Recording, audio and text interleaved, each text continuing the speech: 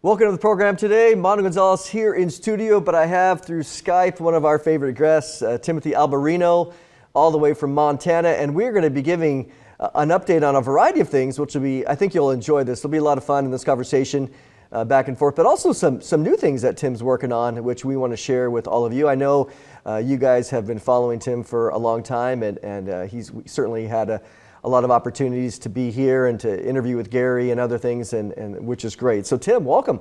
Mondo, so nice to be with you again. Yeah, this is good stuff, and I certainly I'm on your email list and I see different things, and not too long ago there was an email that came out and it was talking about different things that you're working on, and one of them is a brand new community aspect that you have created, and it's almost there, and I thought, man, what a great opportunity to chat again with you and also to share that with our audience. So kind of let us know what's been happening. Well, I've decided to launch a members community. It's called the Alberino Analysis Members Community, and it's for people who want more content from me. So I'm doing private briefings every week. I'm doing live stream Q&A sessions. I'm going to be doing those every week. I've already done one of those. I have another one coming on this Saturday, and also there's a community forum. So it's sort of like Facebook in there, and I'm engaging with everyone, and people are engaged. The other members are engaging with each other, and we're discussing a lot of very interesting topics. My desire is that this community, the Alberino Analysis Members Community, would be a place that it's a private community, so you don't have trolls in there. And my desire is that this would be a place that is conducive to learning and exploring some of these deep topics, some of these very deep theological topics in some cases. And of course, we're talking about fallen angels and giants and Paracas, elongated skulls and aliens and all that sort of thing. And the conversations have been really great inside of the community. So it's sort of, like I said, sort of like a Facebook thing in there, but it's my own platform, my own social media platform, really. And then also all of the additional video content that people are getting from me. And what's really exciting is I've been working for several years. Me and my partner, Gary Haven, have been working on a television series. The tentative title is Chasing Legends with Timothy Alberino. And no one's really seen those yet, those episodes. We've developed 3 episodes so far. And there's a whole crazy backstory of how these episodes came into being, which I tell in the first private briefing inside of the Alberino Analysis Members Community. Crazy story.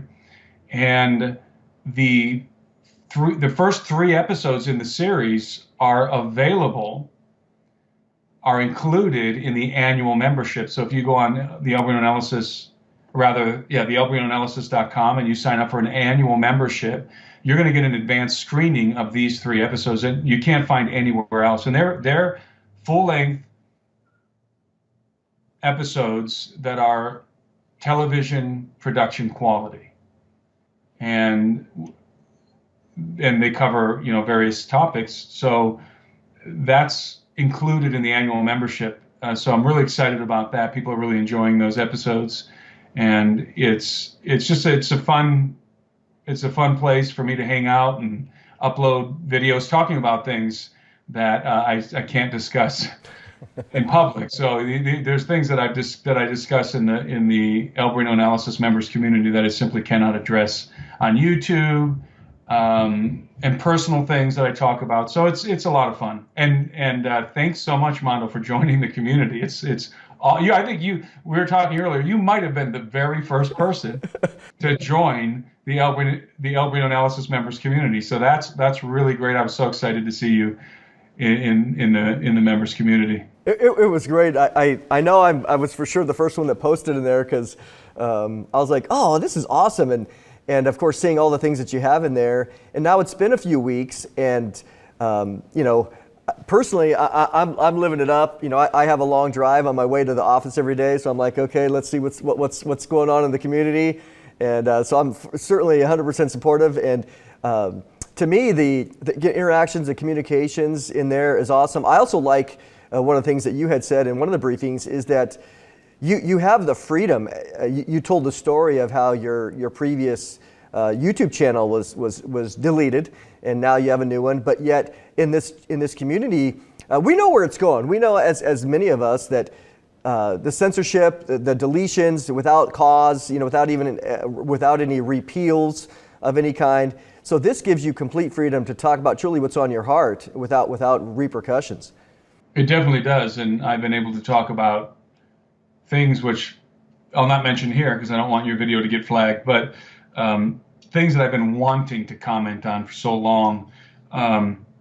Political issues involving certain, let's say, medical situations that have unfolded in the last few years. Right.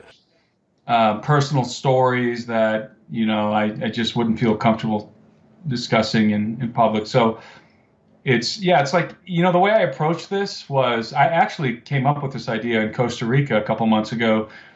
And I was sitting there talking to a good friend of mine who was visiting me, and we're sitting on my patio in Costa Rica, and I'm sitting there smoking a cigar, talking to him, and we're thinking, wouldn't it be great if there was just like a private community that was like me? The way I would approach this community is like me sitting on a patio smoking a cigar. What kind of conversations would we have if you were sitting there with me? And that's how this came about. And again, it's a lot of fun. It's very enjoyable.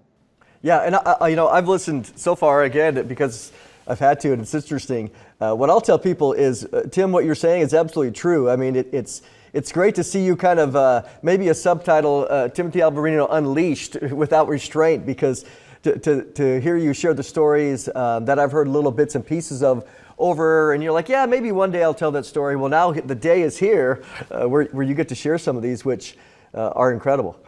Yeah, and like I said, the very first briefing I did, the very first private briefing I did, was on the backstory of those 3 episodes, and it's crazy. It's really crazy, and I haven't even told the full story yet. I'm going to continue to unfold the details, some of the details revolving around that story, and some of the other side stories, the side quests, if you will, that were part of that adventure. And it's crazy, crazy stuff. So people want to hear those stories. You can get that in all members, including you can sign up for a monthly membership or the annual. All members get access to the private briefings and the live streams in the community forum. So that's included in both membership plans. Yeah, to me, what I thought was awesome, and it really, for yourself, God has called you to these areas, and certainly He has given you a very, again, you see God's hand on your life in the sense of bringing you to South America. Again, learning the language, exploring and other things, and being gifted in a certain way, which is awesome to see. But also, what I appreciate, and you see this now in the realm of what we can do through social media, is you get the opportunity to have supporters. And they get to support your work, what you're doing, what God's called you to do. Honestly, I thought it was.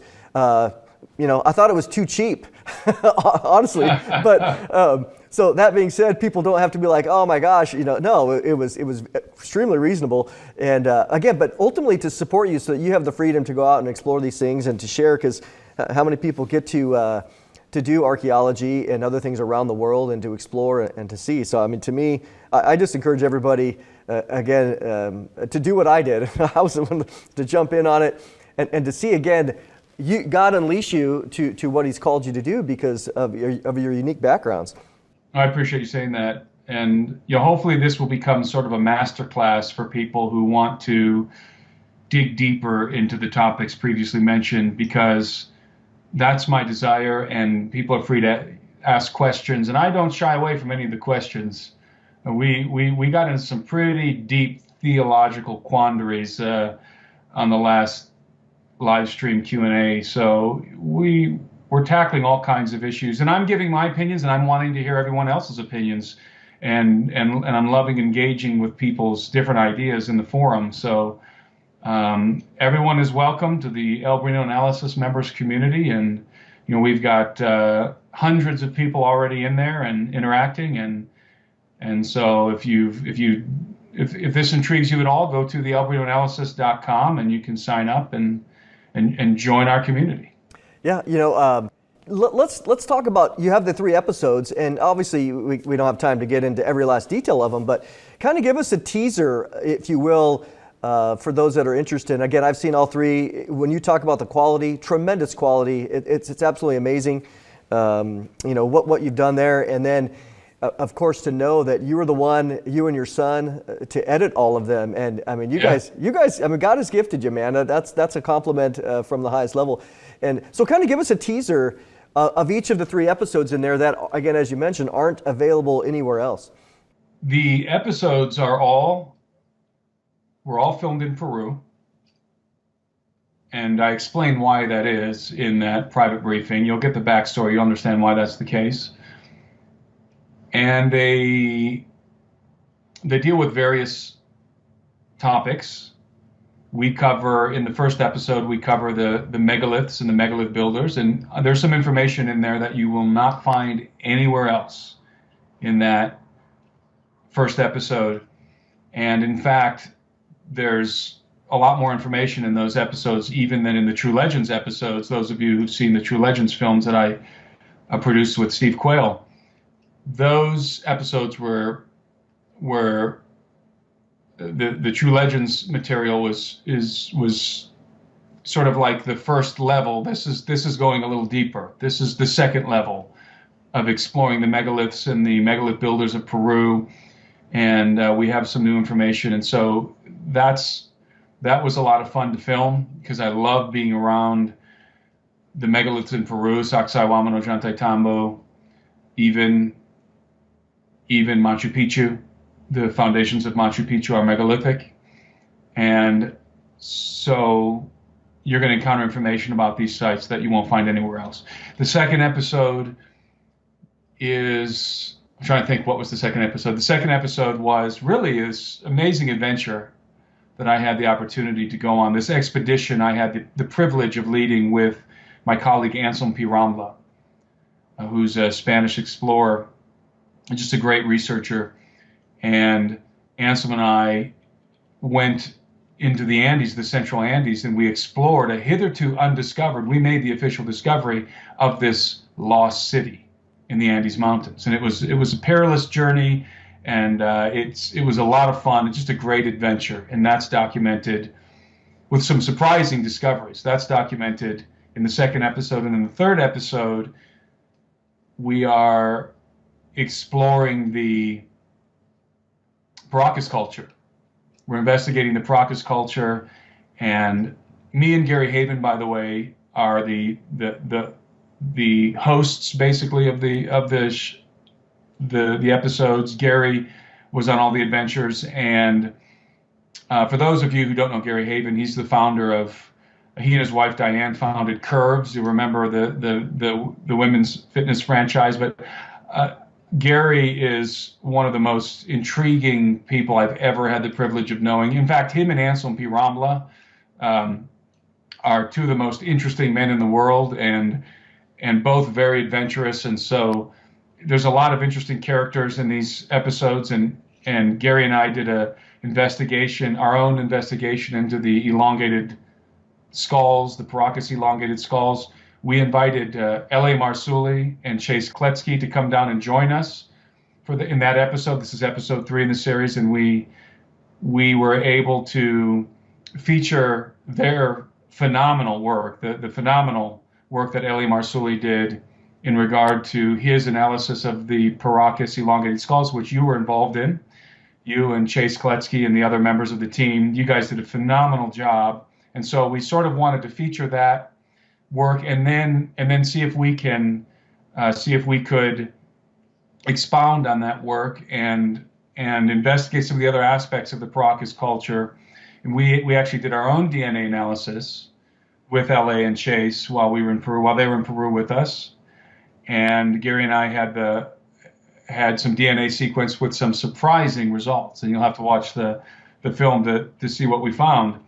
So that was a great adventure, just sort of retracing your guys' steps in Peru in regard to that investigation you did initially, and then also going a little further in regard to exploring the Paracas Reserve and discovering some very intriguing things about the Paracas culture. Yeah, I want to let people know that, as I watch this, of course, as you mentioned, I was down there with LA a few times, and we did all of our DNA research and extractions of skulls, at the Ica Museum, and they allowed us to do that, gave us some of the skulls to take extractions from.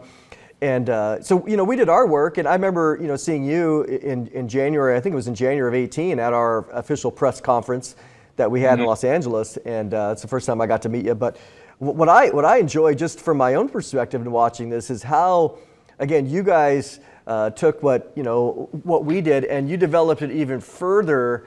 And so it's not just, what I want to say to people is, this isn't just a regurgitation of what LA and myself and others did.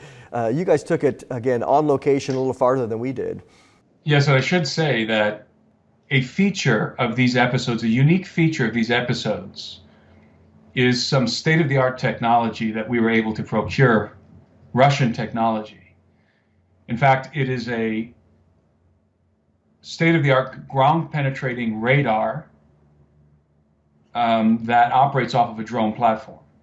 And at the time when we procured this technology, there was only a few units in the world, and we had one of them. And in fact, it's two separate antennas. One of the antennas can penetrate up to 300 feet beneath the surface of the Earth. And that is useful for detecting large structures, caverns, or let's say stone edifices that are buried under the ground, that sort of thing. The other antenna is a higher resolution, shallow penetrating antenna that is capable of, under the right conditions, of seeing a corridor 15 feet under the ground. And so we, in these episodes, deploy this technology in several ways, especially in the Paracas episode. And we make some very surprising discoveries. We go out to the Chongos Pyramid, the Chongos Necropolis complex, and we flew our drone over that pyramid, over that adobe pyramid. It was one of the capital inhabitations of the Paracas culture, if not the capital city of the Paracas culture. That's not entirely known, but it was definitely an important settlement, Paracas settlement. And I suspected that there was something under that pyramid. And indeed there is. We flew our drone and we made a very interesting discovery. So that's in the film. And we also go to the Paracas Desert, the National Reserve, the Paracas National Reserve, and we explore an aspect of the Paracas culture that is very little known. And that is that the Paracas people were largely, to a large extent, a subterranean culture. They were dwelling under the ground, which is very interesting, considering that these are very diminutive people. These are not large individuals. These are quite small, the Paracas people. They have these very, in some cases, extremely elongated craniums, which I think you and I are in agreement that some of these examples are the result of a genetic variation. Yep. And aside from this, they also have, as those who followed your guys' work in LA's films will know, the Paracas people have unusually large orbital sockets, which means that they had unusually large eyeballs. So you have this bizarre culture, these bizarre people who physically speaking are very exotic, very small, diminutive people with extremely large craniums, some of which are not the result of cranial deformation, in my opinion, who definitely in some cases have larger orbital sockets and who are dwelling under the ground in subterranean habitations. And in the Paracas Desert, which we went out and explored, and we took our drone, you will find, if you know where to look, and we were fortunate to have an archaeologist, a proven archaeologist with us named Jose Pinilla, who had done excavations himself into these subterranean dwellings in the Paracas Reserve when he was younger, when he was a young man. And so he took us to these subterranean, I liken them to Viking longhouses. Subterranean longhouses is basically what they amount to. They're these oval-shaped mounds, and the mound is the roof of the habitation of the dwelling, and the actual compartment, the living space, is under the ground, 15 to 20 feet under the ground. And what makes these things really fascinating, these underground dwellings, is the fact that the rafter for the structure is made out of bone whales. So it's the whale vertebrae and the rib cage. That's the rafters of this structure. And then they pile on top all kinds of inorganic and organic matter. And in fact, they use the organic matter to heat the interior of the dwelling, almost like a compost on top.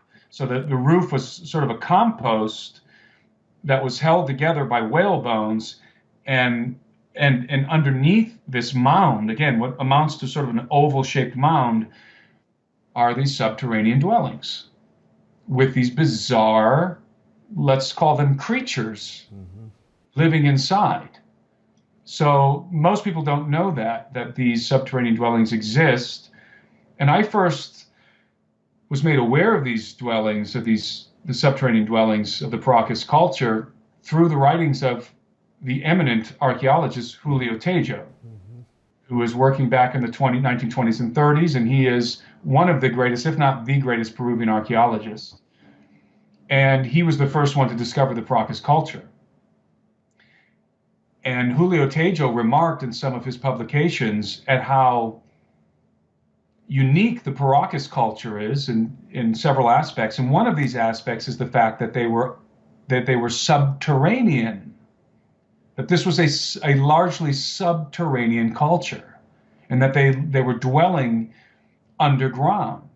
And that was so intriguing to me when I read that, because you don't really hear that when you hear people, even archaeologists, discussing the Paracas culture. It is not well known that they were subterranean to a large extent. Of course, they had above ground dwellings as well, such as the complexes at the Chongos necropolis. But as I alluded to, there's some very interesting things going on under that complex. So even at the Chongos necropolis, there's evidence of a subterranean, let's call it a subterranean inhabitation, or rather habitation. And I believe that there's a vast network of tunnels connecting these subterranean dwellings.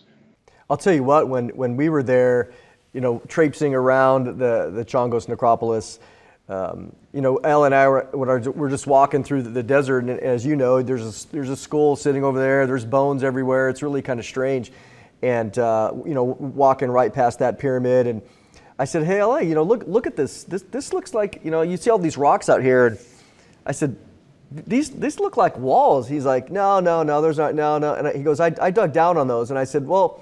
I go, "No, you don't have 90-degree angles." So we went over there and we dug down about 3 or 4 feet. And so a little farther, because he originally had dug like 2 feet down, and I was like, "No, let's go farther." And sure enough, the wall continues to go down 4 or 5 feet, or who knows, we didn't finish.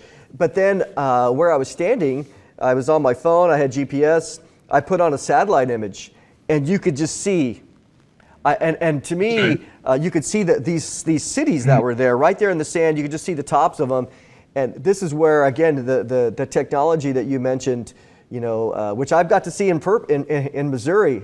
We had That's right. Yeah, when we had them do a mound for us, and the technology is absolutely amazing of what you can see, 3-dimensional aspects of it. But that area is so amazing, and yet, I mean, it almost seems like the modern archaeologists there don't really care. Well, it's all very prosaic to them. They equate the Paracas culture with the Nazca culture. The prevailing theory is that the Paracas culture became the Nazca culture, that they evolved into the Nazca. But in reality, I believe that the Paracas culture disappeared. They were there and then they were gone. And yeah, there are certain aspects of the Paracas culture that are very similar to the Nazca culture, that's for sure. But you don't find the same degree of elongation in the skulls among the Nazca people. You do find some. And most of what I've seen from the Nazca culture is cradle headboarding, cranial deformation. But when you look at the Paracas culture and you examine a lot of the skulls, you're looking at something that is, in my estimation, the result of a genetic deviation, let's say, from us, from Homo sapiens. We may even be looking at a subspecies of Homo sapien here. And the reason why I say that is because I've examined the skulls, I've held the skulls, the famous Chongo's skull, which was discovered at the Chongo's necropolis, as many of the skulls were. And again, what struck me initially was how diminutive the people are. There's this notion when you type in Paracas skulls, sometimes they're associated with Nephilim. You look up the images on Google Images, and the way that they're cropped and presented, your initial reaction is, wow, these are huge skulls. But they're not. They're actually quite small.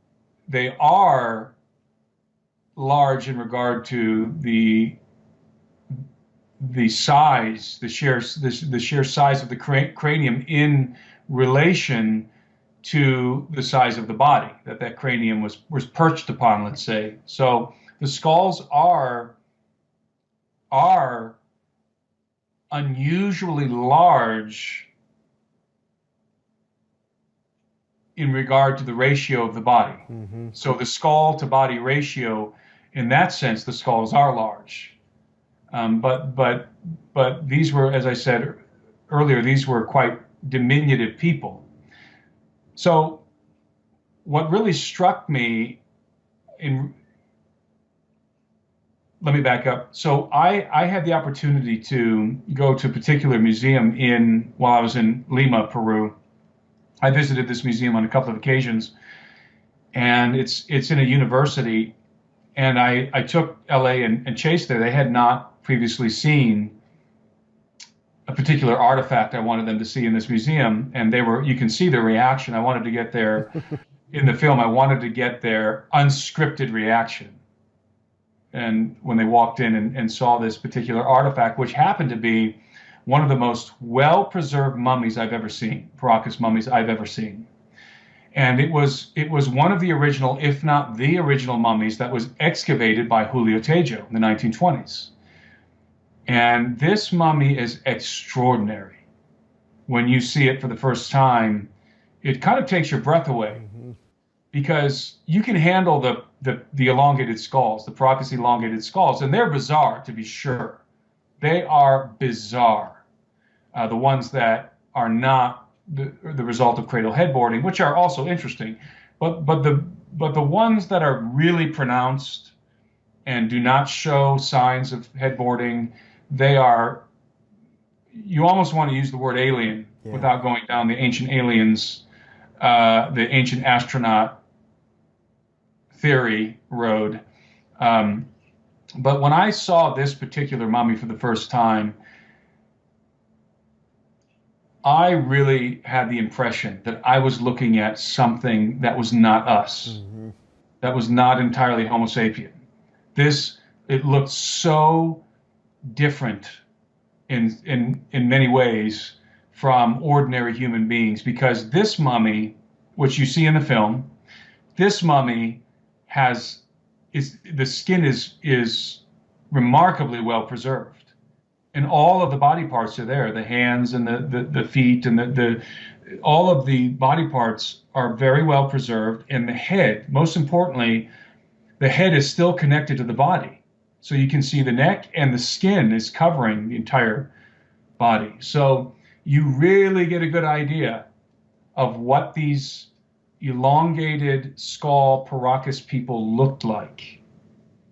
because holding the skull, again, you can kind of get an idea, but when you're standing in front of this particular mummy, you have a really good idea of what these guys look like. And they are so, again, I'm going to use this word because it's the only one that really captures my impression, is they are so alien looking in relationship to us. They look so different. The bone structure of the neck, this particular mummy, the cranium was so pronounced. It was just, it just took my breath away, as it did with LA and with Chase, and you see that in the film. Yeah, I mean, the word bizarre certainly fits, and we had seen a mummy. When we were down there, we saw a full length mummy, but it was in a private museum in the town of Pisco. Pisco, whatever it is, right there. Pisco, and so we got access to it, and we were like, so this is the first time we had always wanted to see one of the skulls on the neck, because on a body, because all we had seen was kind of just the skulls. And of course, we're not denying that there's artificial cranial deformation. That's obvious. But it's very well documented to see some of the differences. So when we saw the ones that we were looking at, as I know you have now, the foramen magnum was way pushed to the back, and you're like, this isn't normal. You can't, even with cranial headboarding on a normal baby, if you did that, you would end up killing the child. And of course, we documented all that with medical doctors and other things. But when we saw this one, it was not as good as the one that you have in your film, because it was small, and again, but what we saw was the neck, the vertebrae of the neck coming up into the back, and we're like, this is it. We finally got to see this. And then to see the one that you had with the skin on it was even better, because you get a visual representation that there is somewhere along the line, which again reminds us of Genesis 6. You have this, I'm not saying they're Nephilim, but in a similar way, you have this external genetic manipulation or interference of the human genome somewhere to create this. This was not. These were born this way. And I find it interesting, and maybe highlight some of this, is with the Paracas culture, you have this group of genetic group, where they're the priestly class or the royal class, whatever. But then you have the others that are the wannabes that are maybe, and you see this in the Nazca culture as well, that you have parents cradle headboarding their children to try to follow in line what you have of the genetic royal class. So talk about emulation. that. It's emulation. We see this in Egypt as well. The Nefertiti, for example, has an elongated skull. And this was clearly an act of emulation. This is why you find so much cradle headboarding, cranial deformation, is because they're not doing this just because it was fashionable at the time. They are literally emulating something. And we know that the Paracas noble class all had elongated skulls. When you dig up a grave in Paracas, a tomb of a noble Paracas person, and you know that that's the case because of all the artifacts that you find in the tomb and the way that they're buried. These were important people. They all, almost invariably, in fact, I would say invariably, they have elongated skulls. And so this was a mark of class. It was a rank. It was a mark of rank. And I think it was even more than that. I think that the Paracas nobility was probably considered to be semi-divine, and that this would have represented the elongated skulls, which I think again are in some cases, among the nobility at least, we're looking at an inherent genetic trait. In other words, these individuals were born, they came out of the womb with elongated skulls, as opposed to the specimens where you can clearly see that the cranium was purposely altered, was deformed, and as a result of cradle headboarding or binding. There's certain binding techniques, and you can do this. So that it's still being done today in certain cultures in Africa. But you'll notice something very interesting, though. when you bind a skull, you can form the cranium in very interesting ways. You certainly can with head bindings and boards and so forth, but you're not really going to add any additional mass to the skull. And perhaps you can do some elongation in certain regards, but you're not going to get the skull to go up and out. Mm-hmm. It's going to be one or the other. Either you're going to sort of have a flat skull that goes out on the sides, or you're going to have a tall skull that is very narrow when it is artificial. And those are not difficult to differentiate from what I think are the examples of an inherent genetic trait. And in those skulls, in the ones that are likely genetic, in my estimation, they're tall and wide. They're huge. And again, proportionally speaking, in relation to the body of that person, they're large. They're overly large. They are both large in regard to how pronounced they are, how tall they are, but they're also large in regard to how much they weigh, to the weight. The elongated skulls, on average, weigh more than a typical human skull. So there's more mass, and they have more cranial capacity as well. And one of the questions that I ponder in the film with LA and Chase, if in fact we're looking at a genetic trait, if this elongation of the skull is the result of a genetic anomaly, then what does that say about the brain inside of that cranium? Because the larger cranial capacity means it will result in a larger brain, and thus a different kind of brain, at least to some extent, from ours. Mm-hmm. And so certainly a different shaped brain. And so what does that mean? Does that equate to perhaps enhanced capabilities? And so I find it very intriguing when I think about the Paracas nobility. Let's be specific and let's talk about the Paracas nobility. And you have, again, to reiterate, very diminutive people, 4.5 feet tall in many cases, so very, very small, who have red hair. They have ruddy red hair, which is very unusual.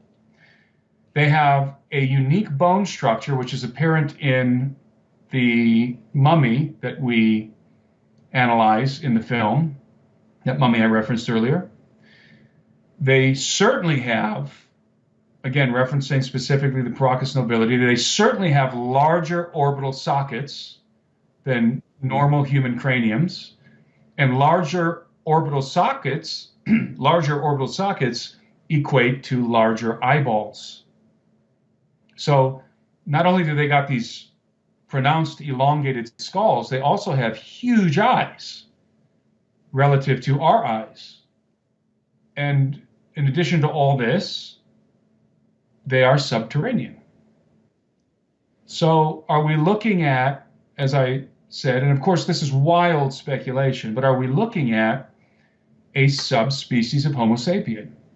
And what that would mean essentially is these are non-humans, if that is in fact the case. This is a different kind of humanoid creature.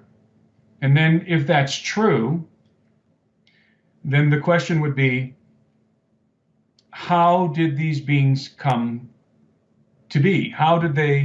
Where do they come from? What is the origin story of this species? And again, we're speculating here, wild speculation. We have done DNA. We did an analysis with LA and Chase, which was sort of a follow-up to the work that you guys did, and we chose a particular skull that we felt was a good example of that genetic trademark, the Paracas nobility, and we were able to pull some teeth, and we sequenced the DNA. It's sequenced, and I'm not going to give the punchline away, but the results were interesting, to say the least, and I think it's a good addendum to the work that you guys conducted in Paracas.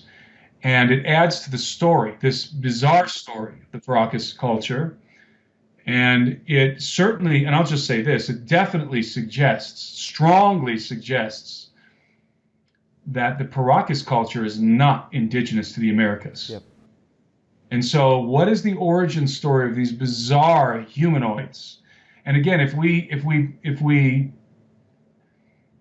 presume that at least in the noble class, we're looking at a subspecies of Homo sapien, then the operative question here is, where did they come from?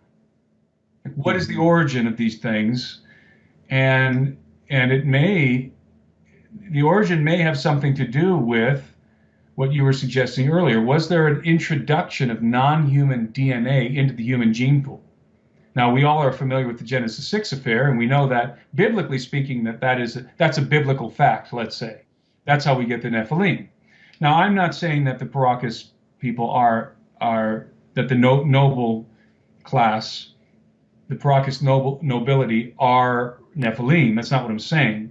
But is there an injection of non-human DNA somewhere down the line of the human story that is perhaps even a different situation that unfolded in Genesis 6, or is it somehow related to that? That's still a possibility. I'm not confirming or denying that possibility. It's certainly there, and it's a very, very intriguing question.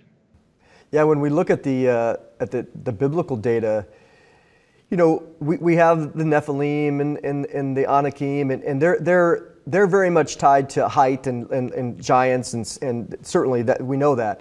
But there's these other tribes, the Horites, which happens to refer to being a cave dweller, which that's what the Hebrew word means. People can look it up. You can test it on it. And so you wonder, being a cave dweller, did they have big eye sockets to live in a cave and other things like that? So you see the Zamzummim, the Emim, and Deuteronomy 2 and 3. You see these other passages where there's a lot more mystery that we know is evident.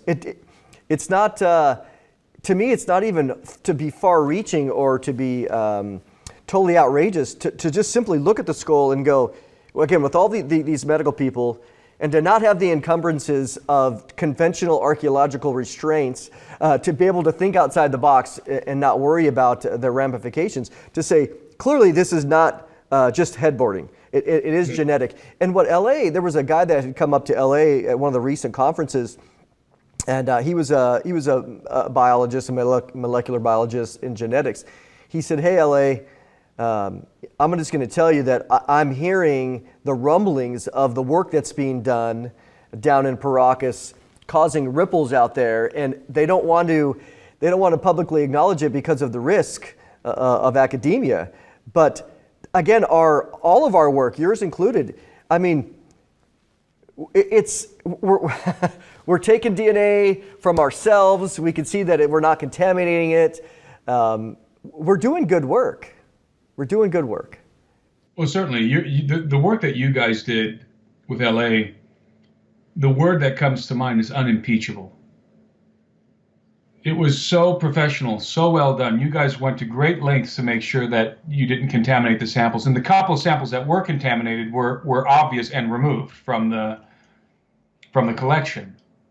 And they stuck out because you guys took your own DNA as well. And it's sequenced. I believe LA's DNA was in there somewhere at least one time. And it's a testament to how professional you guys were that you were able to quickly weed that out, and just what you had left over was the accurate DNA samples from these skulls. And your findings were remarkable because, as I said, yours and then our addendum to your research, I think, unequivocally proves that the Paracas people do not originate in the Americas. And why is that so important? Because I've said that a couple of times. Why is that so important? I make this point in the film, and I develop this idea in the film. It's important because that statement alone rewrites the history of the Americas. Mm-hmm. If the Paracas people are indeed not indigenous to the Americas, it means, simply put, that they came from somewhere else. They came over the sea from somewhere else, which means there was a remarkable seafaring culture that had the capability to cross the ocean thousands of years ago and to arrive to the shores of South America, specifically to the Bay of Paracas. That is not supposed to have happened, according to the conventional historical narrative. The peopling of the Americas is, basically the story of the peopling of the Americas is almost, in fact, exclusively the crossing of the Bering Strait, when there was a causeway, when it was frozen in the interglacial period, where they were able to come across and come down and filter down through the Americas. And I'm sure that did happen to some extent. I'm not denying that that was part of the story, but it's only part of the story, because you have Polynesian markers as well in the Amazon, and you have very clearly genetic markers that are not that don't have anything to do with the Americas in the Paracas culture. And so what we've discovered, what you guys discovered in your investigation and what we discovered in our investigation, and also we have some other things that we talk about in the film that are proof of this, that help to fortify this hypothesis. What we've discovered is that the history of the Americas, it's a lot more interesting than we had previously thought. And there's no doubt in my mind that the theory of isolationism is completely false. Yeah, it should be dead. And that diffusionism is true, and that there was a lot of cross-pollination happening, even perhaps from the Middle East. And from the Middle East during a time when the Nephilim were inhabiting the Levant. Yep. I find it fascinating because if you think about, let's put some times out there for people. The Exodus, if you take an early date, it's, basically 1445 BC. So that they are wandering in the wilderness. The land has been populated with all these Nephilim tribes, again, not just Nephilim only, but the other ones going down to Edom and Moab, etc. But right about this time too, if the conquest was 1400 BC, right after this, you mentioned Nefertiti and Akhenaten. I mean, you're talking the Amarna period, which is 1350 BC in Egypt. So you have within a century of these of genetic manipulation in a variety of ways. I think that's really the key. The big picture that I want people to see is that the Bible says, again, it doesn't give us all the answers, but there's genetic manipulation by an external source somehow that introduced additional traits or information into the normal human genetic code, which we see differences now, again, in Nephilim and others. And as we discussed, they end up coming across into other parts of the world. That rewrites everything. Let me ask you this: you have these 3 episodes that you're working on, or that are done and completed, and is there any further work to be done down there that you have plans on with the Paracas?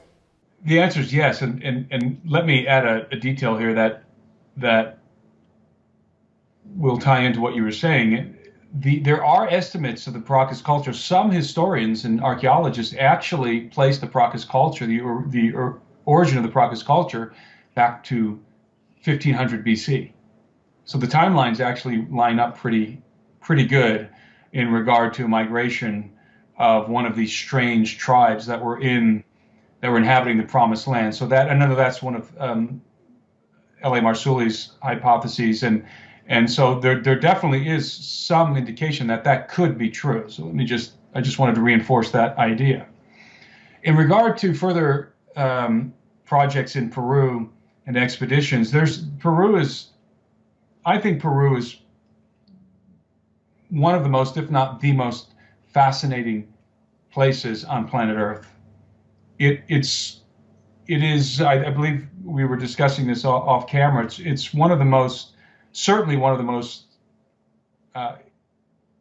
exotic landscapes in the world. And the reason why is because in Peru, you can begin on the coast on the coast of Peru, on the western coast, the Pacific coast, and within a matter of, let me say, something like maybe 15 hours, you can drive through one of the most arid deserts on planet Earth, and then up into the second tallest mountain range on planet Earth, the Andes Mountains, and then down into the largest jungle on planet Earth, what amounts to the largest tropical forest on planet Earth, the Amazon rainforest.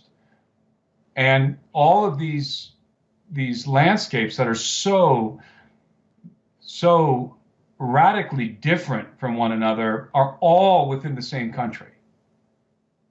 And I don't know of anywhere on Earth where the landscape changes so dramatically. And again, we're not just talking about a kind of dry desert. We're talking about one of the most, if not the driest desert in the world. And that is the Atacama Desert and the Paracas Desert. It's definitely top 3 driest places on planet Earth. And then you have one of the wettest places on planet Earth, the Amazon jungle, on the other side of the Andes, and one of the highest mountain ranges, the second highest mountain range in the world, the Andes Mountains. So, and then in the midst of this radical differentiation in the landscape, you have these crazy cultures that existed there, like the Paracas culture, like the Inca, who were just remarkable culture. And then, you have the Moche culture, which is a really, really interesting culture. You have just dozens of very important, unique cultures popping up. And then in the midst of all this, you have megaliths. Mm-hmm. Probably the greatest concentration of megaliths in the world is in Peru.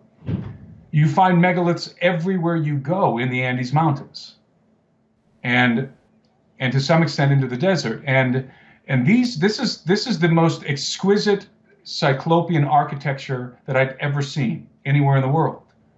And it's the concentration of the megaliths is just it's mind-blowing in Peru. So and then you've got these elongated skulls, and not just in Paracas. You find the elongated skulls also to some extent among the Inca, in the Inca ruins, and then certainly you find them in Tiwanaku. Over in those the megalithic complex of Tiwanaku, Pumapunku. And so it's just absolutely fascinating. And there are many mysteries in the country, many things, by the way, that we've discovered that we have not published, a few things that are very important that we've yet to publish, and that require, we sort of covertly discovered some of these things, and so we're not being very vocal about it yet. And so, yes, the answer is yes, there is always going to be more opportunity for expedition and discovery in Peru, because it is, as I said, one of the most, if not the most fascinating place on the face of the planet. Perhaps save Antarctica. That's true. That's a whole other discussion. I find it interesting that going back to thinking about, again, that time period of 1500 BC, you have elongated skulls in the Caucasus region. You have it certainly down in Egypt, Middle East orientation. You have them coming across here into Peru. And it makes you wonder that during this time, what happened? Where did this external source, this kind of, if you want to say, second incursion of fallen angels, whatever, interfering in human genomes? But it seems like it happened at this time frame, and then again it launched into other parts of the world, going across the oceans. So I find that consistent and fascinating, even from a biblical perspective. So we don't have to hide from it, like you mentioned. It's a biblical fact, and now we're having the opportunity to show that with the haplogroups and the DNA and showing, again, these very much Middle Eastern origins. And again, it's well known in Egypt today, but coming across into Peru, just absolutely amazing and fascinating. Yeah, and I would differentiate personally, although I'm totally open to LA's theory. I would differentiate the Nephilim from the Paracas culture, and the reason why is because the defining trademark of the Nephilim is their unusually large stature. Agreed, 100%. They're giants. In every case, there's no case of Nephilim or the descendants of the Nephilim who are not of gigantic stature. even if it's just a little bit unusual height, which was probably the case with the Emim and the Zamzumim, who were the descendants of Anak, of the sons of Anak, who were descended themselves from the Nephilim. So you have probably, even the smallest giants in the biblical reference are at least NBA-sized guys, right? In my estimation. Yep, I know that agreed. there's other opinions out there that think that the giants were only 6 foot tall. And okay, maybe, but they were still larger than the other inhabitants of the Levant. And that makes them giants in proportionally speaking to the other inhabitants. So that is the defining trademark of Nephilim, is they are giant. Again, what giant means? Well, in relationship to the rest of the people around them, they're taller, right? So we can say that about the Nephilim. And to reiterate, the Paracas people are quite the opposite of that. The Paracas culture, these are small. These are more like gnomes than they are giants. These are very diminutive people, as I've said 100 times, because I want that to kind of stick in people's brains, because I think there's a prevailing misconception that the Paracas culture, because of the elongated skulls, were giants. They're not, but the opposite. So I would disconnect the phenomenon, the Paracas elongated skull, the nobility from the term Nephilim. And I know that there's a broad definition of the term Nephilim that some people use, which is any sort of hybrid right. called as a Nephilim, which is fine. I would have a much more narrow definition, and a Nephilim has to be a giant in my definition, because that's the only way it's ever referenced in the Bible, and so, or in the extra biblical text for that matter. A Nephilim is always a giant, and so that is a qualifying attribute in my estimation for a Nephilim. A Nephilim must be of gigantic stature, even if that is just a 6 foot tall person in relation to other 5 foot tall cultures around him. So this is something, the Paracas culture is something, again, in my estimation, something perhaps quite different. Not a product of the Genesis 6 narrative, rather not a product rather of the Genesis 6 affair, but something else. And what that something else might be, who knows? I mean, could this be a primordial species, hominid species, that's been inhabiting the earth since the time of Adam? Are we looking at a pre-Adamic race? Are we looking at genetically altered race? Who knows? I mean, the answer is nobody knows. But I do believe that even though you're never going to find conventional archaeologists ever daring to breathe the word subspecies as it pertains to the Paracas culture, that is not a sanctioned view among archaeologists. The sanctioned view is it's all headboarding. It's all cranial deformation. That's for sure, that's the view. However, I believe that privately, and I believe this because I've spoken to archaeologists in Peru, I believe that privately, these archaeologists, the ones who are hands-on with the Paracas culture, do suspect that we're looking at a subspecies of Homo sapien. I do believe I'm absolutely convinced that many of these archaeologists privately, in the privacy of their own homes, maybe express the misgivings about the Paracas culture in regard to it being just a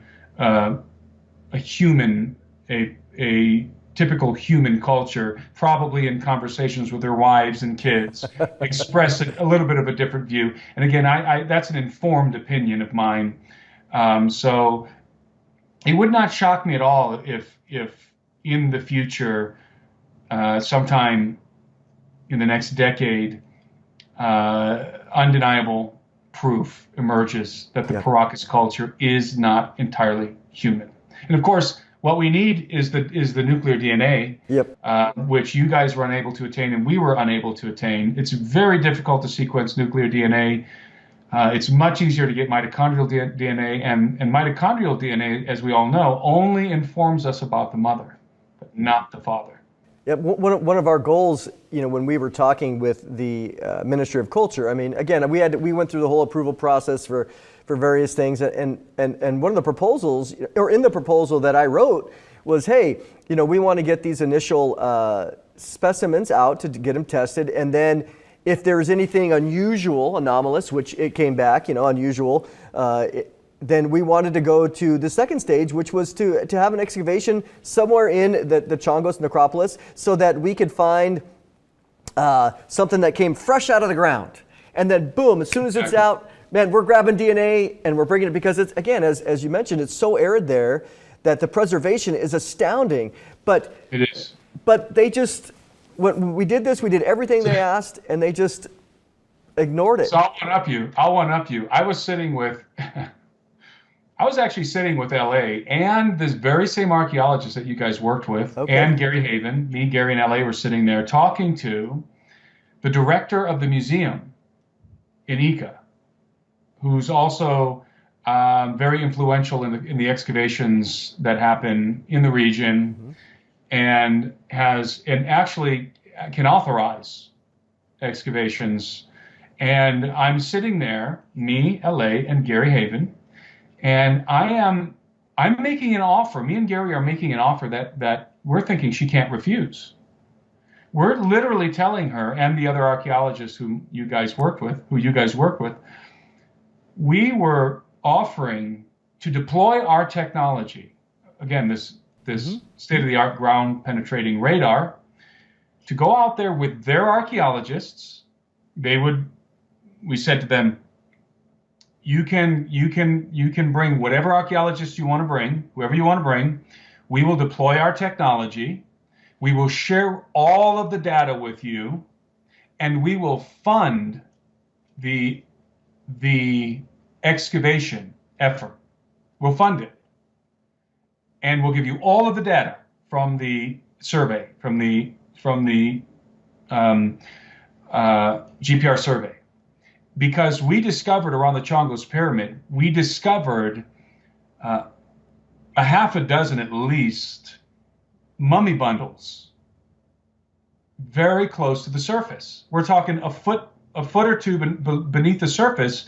There are these remarkably well-preserved mummy bundles, and for those who aren't for those who aren't familiar with the Paracas mummy bundles, the way that they would bury, especially the nobility, is they would create these bundles that are made of very fine textile, and the mummy would always be in the fetal position, like this, inside of the bundle.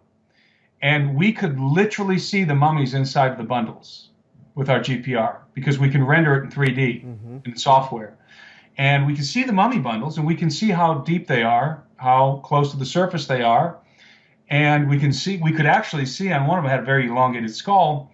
And we saw, like I said, like about a half a dozen, I would say, of these things very close to the surface. And obviously the concern here is that anyone who's ever been to the Chongos will know that the area has been ravaged by huaqueros, by grave robbers. They've ravaged the area. And that's why you walk around the Chongos necropolis and you just find skulls and fragments of bones and textiles scattered all over the ground, because the grave robbers go in there and they exhume the bodies. And so I'm sitting here with Gary in LA in front of the director of the Ica Museum, saying to her, hey, we found a half a dozen mummy bundles. It looks like Paracas nobility. Very important archaeological finds here. And we can tell you exactly where they are. And shouldn't you guys go in and excavate at least the ones that are only a foot beneath the surface before the huaqueros get at them? I mean, doesn't that seem like, and we're going to fund it, and we're going to fly our drone, and we're going to gather more information, share it with you. All we wanted in return was to film it, was to film the excavation. That's all we wanted to do, was to film it. And they said no. Why? They didn't even say to us, okay, well, let's put a project together, and you guys, let's make sure we do this right. And there was no consideration whatsoever. It was no. We're not going to do that. And we literally could not understand, again, LA, myself, and Gary, we could not comprehend why the director of the Eco Museum would not take advantage of these gringos sitting there with this technology. And we didn't want to keep the mummy bundles. We had no intent. We didn't want to keep them. We just wanted to film it. We just wanted to document the excavation. And the answer was no. So what does that say about the state of archaeology, at least in Peru? It says that there, at the very least, we can say that archaeologists in Peru, at least these ones, are very incurious. Because, I mean, you would think that if there's a mummy bundle, Paracas nobility, a foot beneath the sand, you want to go in there and get that out before the vaqueros destroy it. At least you got a museum, yep, for God's sake. At least just put it in your museum, right? It's not like you don't have somewhere to put it.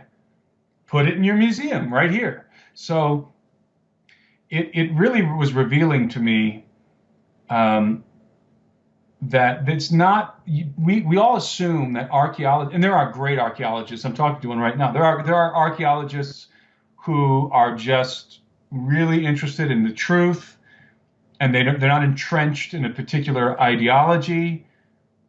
But unfortunately, I would say the vast majority of archaeologists are entrenched in a particular ideology. It's a Darwinian perspective of history, and it is isolationist, and it is the whole enterprise, and sometimes it's referred to as big archaeology. And some people want to say big archaeology doesn't exist. Oh yeah, it does.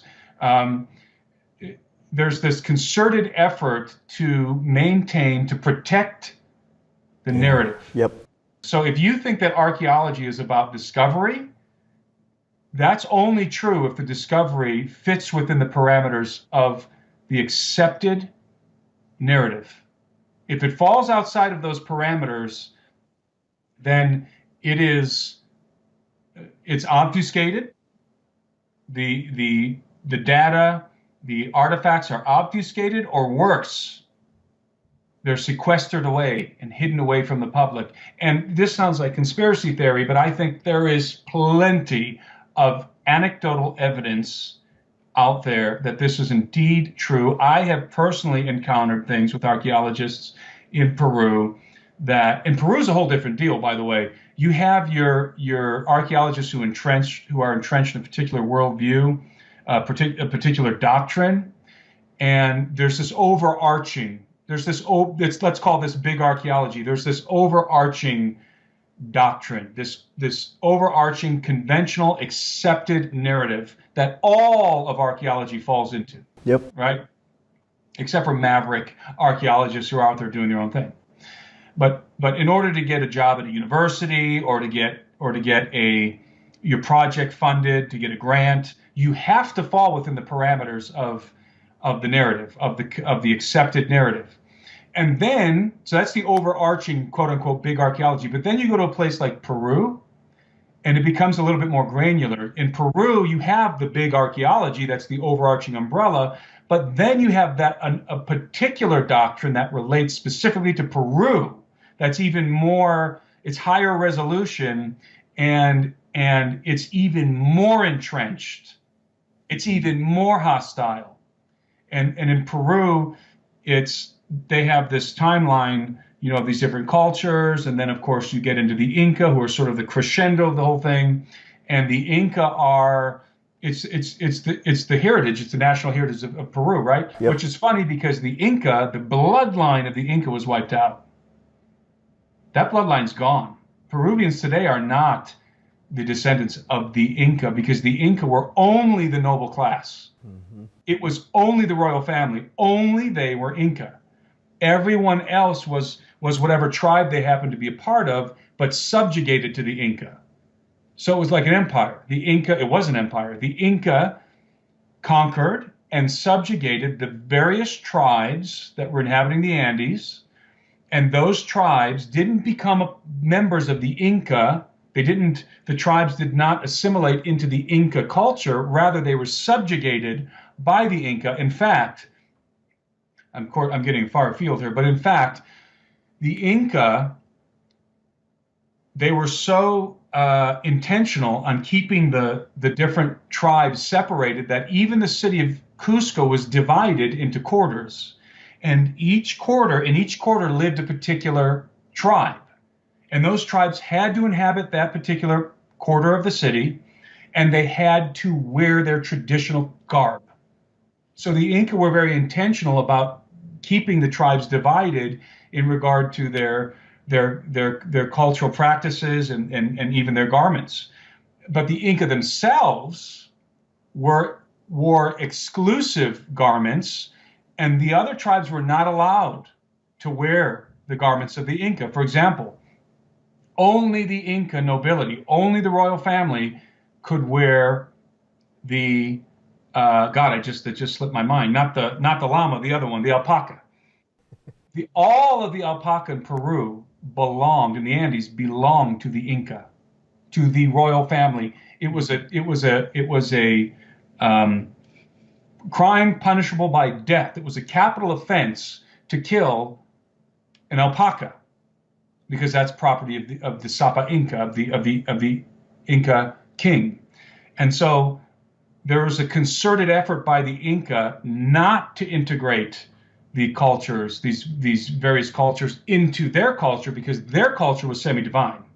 These were the children of the sun, and their bloodline was very, very jealously maintained, right? So only the Inca nobility, who the Spanish called the orejones, because they had a large ornamentation in their earlobes, and their earlobes were elongated, large hole in the earlobe, and so it would hang down. And so there was this concerted effort to separate the tribes and to maintain their cultural identities, right? And so it's comical to me that in Peru, all of these variegated tribes who are still come from different communities in Peru all claim Incan heritage, but not a one of them is Inca, not one. Now, I understand that they take great pride in this superior culture. Like I'm Italian, and I take great pride in the Roman culture, because the Romans were in one of the greatest civilizations on earth, and so were the Inca. And so I get that. The Inca, we're an indigenous people to Peru, and that adds prestige to the country. Absolutely, I'm all for that. But, and this is a long-winded way to weave this narrative here, but what I'm trying to say is, when you operate in Peru, you're not just operating under this, within the parameters of big archaeology. Now you're operating within the more restricted parameters of a very specialized narrative about the Inca. And that narrative is sacrosanct. You cannot do anything to defy the conventional archaeological history as they know it, as they have documented it.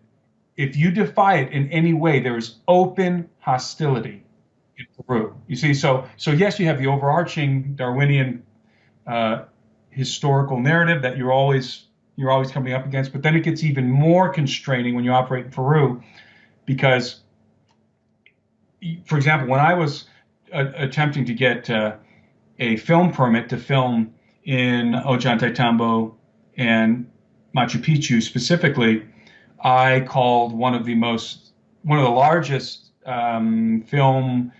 I forget what they're called. We call them fixers.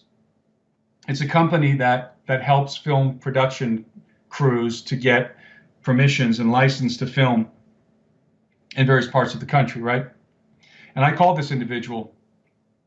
He wanted to talk to me about our project, and it was just sort of a casual phone call. This was sort of the onboarding phone call. We were going to be working with his company. They're the most prestigious one in Peru. And I remember I was sitting in the truck at the Pisco airport, sitting in the truck, and I'm talking to this individual who's the director of the company, and he starts to question me, to get very specific about what we're filming. And he says to me, "I looked you up on the internet." He said, "I know who you are." And he went into this tirade. I mean, he was yelling, tirade, about how and remember, I'm not talking to an archaeologist, I'm talking to a fixer, okay?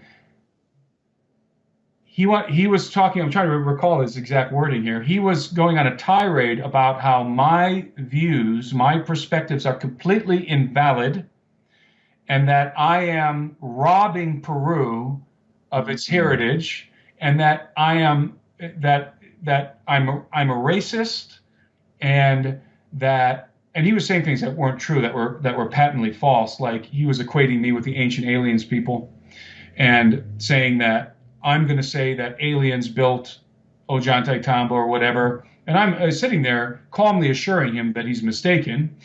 And he's just, I mean, the guy is insulting me, calling me names. He's irate. And he says to me, and remember, he's just supposed to give me a permit. He's not from the government. He's just supposed to help me. He doesn't issue permits. He's supposed to help me get the permit. And he's not the only game in town, right?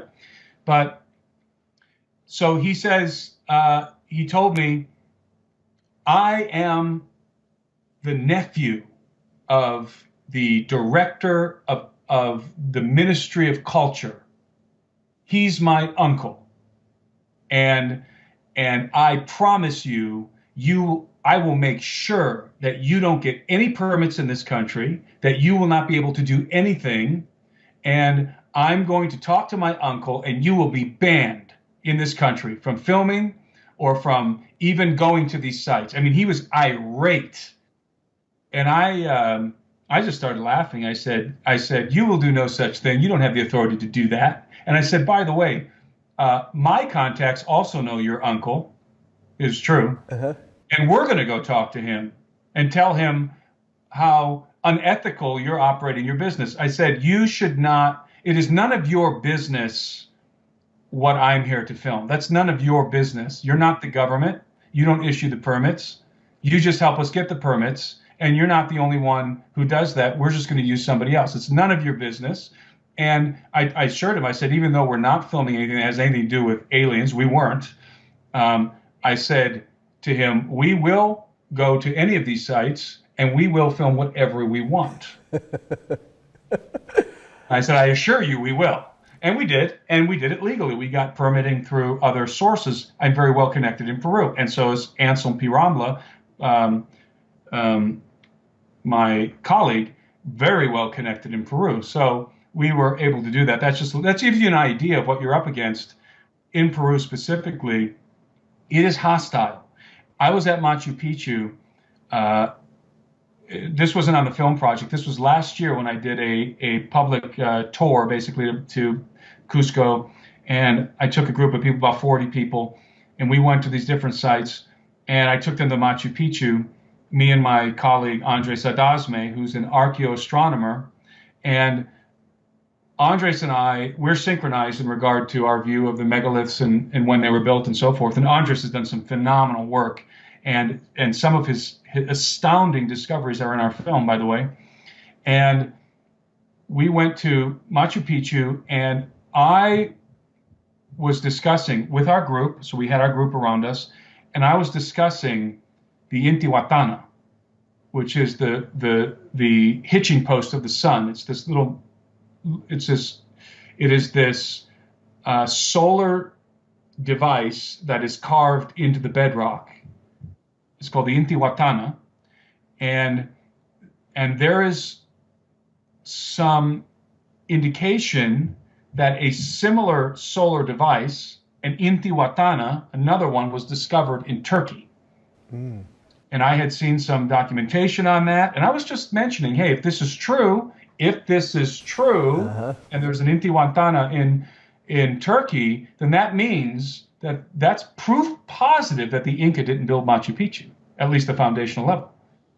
Because if you have the same solar device in Turkey that you have in Peru, you're dealing with a global civilization, or at the very least, a ubiquitous knowledge, right, in regard to the megalith building and in the tracking of the sun.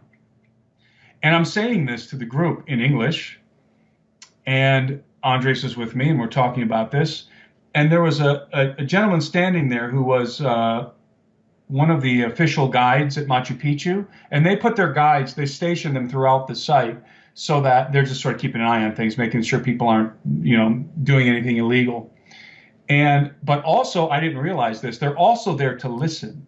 Okay. And he's listening to me talk about the Intihuatana and the potential find in Turkey. And he suddenly starts yelling at me. He starts yelling at me. And he's saying, "Who are you? Who are you?" And he comes over and he interrupts me and Andres. "Who are you? He literally said this, "Who gave you the authority to say those things?" And I said, "Who gave me the authority? I can say whatever I like." I said, what I said to him was, what are we in North Korea? I mean, I have my own personal opinions. These are my friends, and I can say whatever I like to them. He said, "No, you can't. No, you can't. You're not allowed to say those things. What you're saying is false. That's a lie." And wow. He was really angry.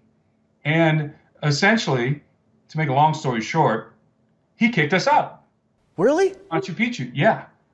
He's kicking us out. Now, the good thing is that we had already basically walked through the whole complex, and we were kind of on our way out anyway. I did want to stop with the group at a couple more sites, but we couldn't because he kicked us out. He called on his radio, and he's calling the security, and we were arguing with him, and he was saying that we didn't have a guide, and you have to have a guide, but that wasn't really the issue. The issue was we weren't allowed to be saying the things we were saying because we were transgressing that sanctioned narrative. And so that's a microcosm of the larger problem with big archaeology. Mm-hmm. And I watched recently, I don't know if you or your audience has seen the recent Joe Rogan debate that he hosted, which was very, very entertaining. And Graham Hancock was referencing big archaeology.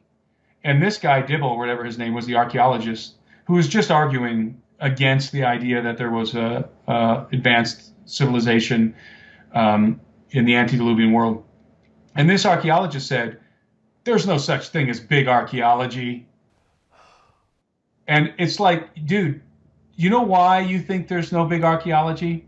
Because you have never contradicted the narrative. Yep. Contradict the narrative and then tell me there's no big archaeology. They'll get on you so fast. I mean, just try it. Go to Peru and suggest, even just in public to your friends at Machu Picchu, that the megalithic foundations of Machu Picchu were not built by the Inca, and see what happens if you say it loud enough and long enough. See what happens. Tell me there's not big archaeology. There is.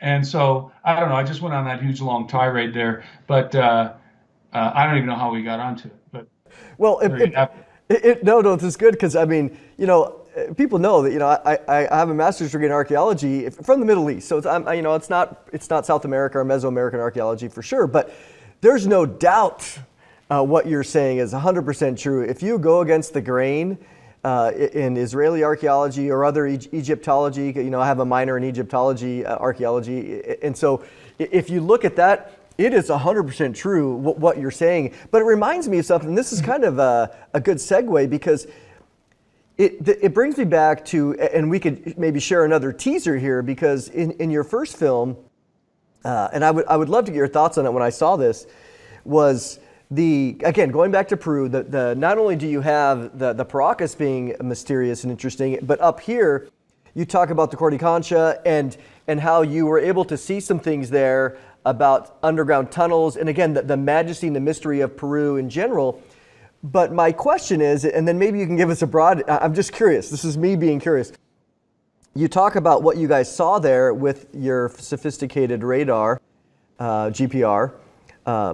Is there a way I know you guys, there wasn't a permission to be near the church itself or whatever, but if the tunnel, my mind was thinking, well, if the tunnel is going in a certain way, is it possible to go, a quarter mile down the road within maybe a house or a building, and then excavate there? Well, legally no, but we were actually talking about buying a house. Right. That is on the path of the tunnel. But the problem is, even if it's private property and you break down into that tunnel and the and the archaeological community catches wind of it, there's a very good chance you're going to jail. The laws in Peru are extremely aggressive in regard to cultural heritage. And on one hand, I understand because they have so many grave robbers. Yeah. So sure. I mean, you want to stop. Except in Chongos, they don't care. Except in Chongos, they apparently don't care. So I get it. You're trying to preserve your cultural heritage. And again, that's laudable. But on the other hand, it's political. In Cusco, it's political because the archaeologists control that city.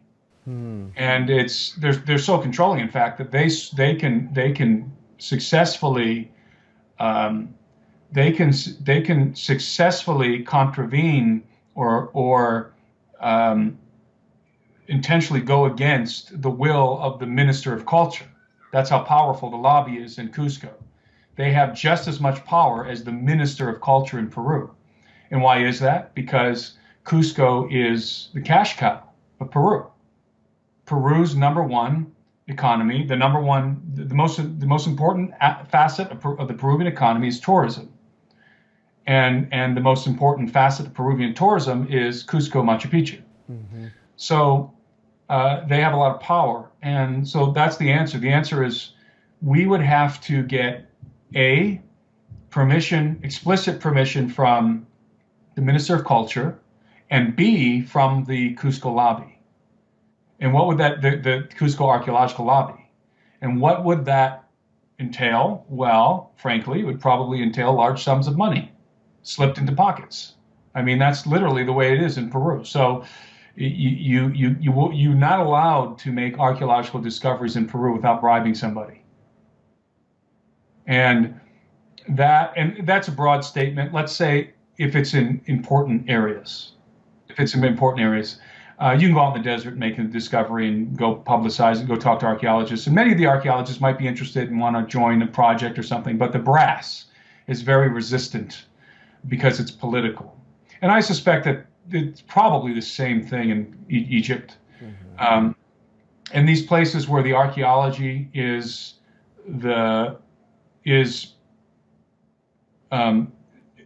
intrinsically connected to the economy. So it's a political issue. It's not just archaeology. Like here in America, archaeology and our economy are not connected. Yeah, exactly. Yep. They're totally disconnected. They're two different concerns. And in Peru and in, again, Egypt, certainly, whereas in Peru and Egypt, the archaeology is the economy. Yep. And to a large extent. So there's a lot of factors. So Peru's a very difficult terrain to make discoveries in, to work in, archaeologically speaking. I'm not an archaeologist. I would consider myself an adventurer and explorer. But I very much like working with archaeologists, Peruvian and otherwise. Again, I worked with Peruvian archaeologists and who didn't agree with all of my own hypotheses. He had his own theories about things, and we respected one another. And we always, by the way, in Peru, when I operate in Peru, we're always interfacing with the Ministry of Culture, and everything is above board with us. We don't go and do things. Now, we will go and survey something without permission because it's not against the law to look at something, right? Or to look down at it with the satellite. Exactly. Or even in some cases to fly a drone. If you got permission to fly a drone, you got permission to fly a drone. So in Cusco, we did take our antenna and we put it in a duffel bag, and we walked through some of the streets, and we discovered some very interesting things. So so there's some ways around it, and that's all fine. That's a gray area, but you can't just take you can't you can't take a backhoe and start breaking the ground in Cusco without, especially if you break into the Shinkana, which is what we were looking for, the tunnel, the man-made tunnel that runs from the Coricancha to the galleries beneath the megalithic site of Sacsayhuaman. If you break even accidentally into that tunnel, you're in trouble. Okay, you're in trouble because they'll descend on you. The archaeologists are going to descend on you, and and are going to accuse you of all kinds of things. And by the way, you do real jail time in Peru for infractions of the laws pertaining to cultural heritage. You do real jail time. It's not a slap on the wrist in Peru. In fact, I remember one time I was filming at Sacsayhuaman. We were filming early in the morning. We weren't really supposed to be filming. Again, it was kind of a gray area. And I was with a team of South Africans, professional. One of the guys was one of the main cameramen on Survivor, and the other guy was shot wildlife for the Discovery Channel. So I had a highly professional team. And this is when I was working with Steve Quayle. And we went to Sacsayhuaman early in the morning, and we just wanted to get some wide shots of the walls before there were people walking around, right? I mean, it's completely understandable. And we want to get drawn up in the air, and we didn't technically have a permit to do it at the time. We did later, but we were a distance away, and we're filming, and I remember we set up. We're getting wides at right after the sun rose, and all of a sudden, these the guards, I forget what they call them. They're the guards, the site guards that you'll see if you go there, and they just kind of stand in there looking around. It's worse in Bolivia, by the way, and because they got bullhorns and they will. Oh God, Bolivia is terrible, but in Peru, the guards are a little bit more relaxed than in Bolivia. But they saw us and they started sprinting towards us, yelling, radioing in that we were huaqueros. Oh. We were grave robbers. And it's just so stupid because they see we have expensive camera equipment. We're obviously not grave robbers. And that we're a bunch of gringos, right? And I mean, it was I don't know if I should say this, but they pursued us, let's say, on foot through the complex, through a part of the complex. So we're running, sprinting with our cameras and everything, and it was a chase for a while, and they didn't catch us, but we definitely were sprinting through the complex, and fortunately we split up, and each one of us kind of was able to evade capture. That says a lot that you're up at 10,000 feet or whatever, sprinting. Exactly. That's exactly 11,000. And we are, we're carrying tripods and cameras, and so it was quite nerve-wracking there for a moment, because they're accusing us of being grave robbers, and the penalty, the laws associated with huaqueros are very, very stringent and draconian. So anyway, we escaped. We were too quick for them. This go again as a teaser for people, which again I strongly encourage people. At the end of the day, we're talking about. Maybe give another summary of the community that you've started, because again, I'm involved, in the sense of joining it and seeing all the fruit and the great stuff you have there, and kind of give us another summary of what you're doing then with this. I'm sorry, what I'm doing what? With the community, with the new community. Oh, okay, yeah. So, I've been ruminating on this for a long time, for a couple of years. Like, how do I create? I want to create a community of people that's sort of like a masterclass environment where we can dig deep into controversial topics. Also, we get into some controversial theological topics, and I'm not here trying to enforce my perspective on anything. I'm just being me and talking, doing these private briefings, which are, by the way, I'm recording them like this with a camera and releasing them once a week, and doing these Q&A sessions, and then trying to foster really interesting conversations in the community forum. And the community forum looks like Facebook page. People can post and they can put their pictures there and they can do all kinds of stuff. And by the way, there's going to be an app. We got an app being developed. And when the app is available, you'll be able to upload your own videos through the app and interact with the community in some additional ways.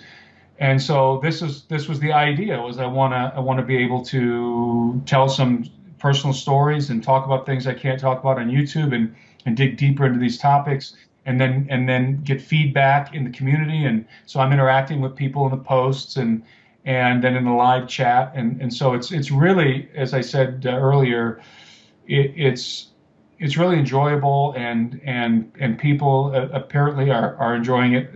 The members are enjoying it as well. And people have been asking me to do something like this for a long time. So I eventually decided to go ahead and do it, and so I encourage people who want to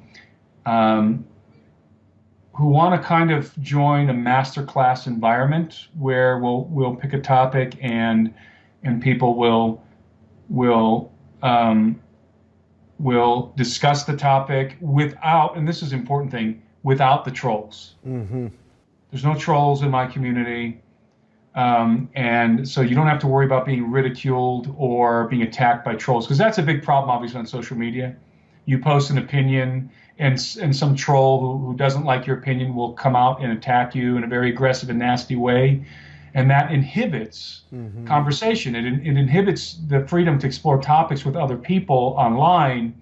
You know, understandably, people don't want to sit there and be ridiculed on social media for their opinion. So there is no ridicule inside of the Alberino analysis community. There are no stupid questions, and all opinions are valid. And my opinion is just one opinion in the community. So, the main thrust of this is if you want more content from me, a lot more content, then this is the place to get it. And then secondarily, if you're looking for a community where you can interact with people and in a troll-free environment, alberinoanalysis.com. I think it's awesome too, because what I see is, we see it on our channels, is that people will come and troll and they haven't even seen the video yet. They just jump right in and without even saying anything. And in this conversation we've had for however the last hour or so, has been all kind of about the archaeology and the other things, exploration, and I encourage people to check it out. But the other thing that, before you go, I would love to get your thoughts, again, a quick update on the UFO things that are happening, which again is another aspect of what you'll provide in your briefings and different things. That's right. and you've done that. But we're going to take a little break here where I want you to be able to see basically the trailer that Tim has done for the community. So take a watch.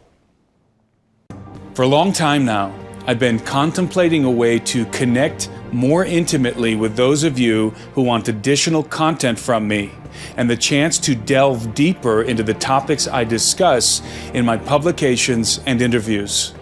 To this end, I'm excited to announce a new enterprise, the Alberino Analysis Members Community. When you join the members community, you will gain access to my weekly private briefings, live stream Q&A sessions, behind-the-scenes updates on my current projects and expeditions, community features that facilitate interaction with myself and other members, early access to tickets for events I happen to be conducting, and a convenient mobile app for both iOS and Android to keep you notified and up to date on everything I publish. In addition to all this, annual subscribers will be treated to an advanced screening of 3 episodes in a TV series I've been working on for several years. These films alone are worth the price of admission. My weekly video briefings will address a wide range of themes, including current events and member-suggested topics. I'm also really looking forward to sharing my thoughts on the books I've been reading. I've incorporated a book club feature for those of you who would like to read the books along with me and engage in discussions regarding their content. Aside from the briefings, I will be hosting live stream sessions where you can participate in a live chat and ask me questions in real time. I'm especially excited about the community aspect of this platform. Members will be able to interact with one another just like on Facebook and even upload their own videos in the community forum.